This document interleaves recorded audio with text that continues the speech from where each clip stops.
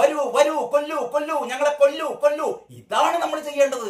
ഇതല്ലേ നമ്മൾ ചെയ്യേണ്ടതെന്ന് ഈ ഈ ഈ സ്ത്രീ പറയുകയാണ്. ശാരദക്കുട്ടി എന്ന് പറയുന്ന എഴുത്തുകാരി. ഉളുപ്പുണ്ടോ ശാരദക്കുട്ടി നിങ്ങൾക്കൊക്കെ?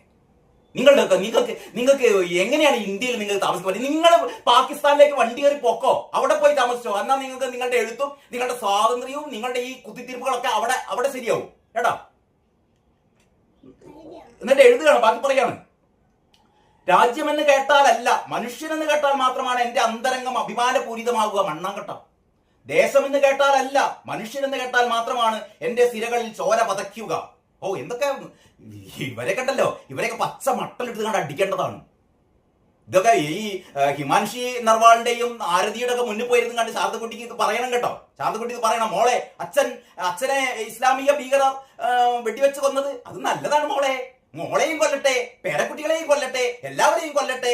പക്ഷെ നമുക്ക് തിരിച്ചടിക്കാൻ പാടില്ല കേട്ടോ.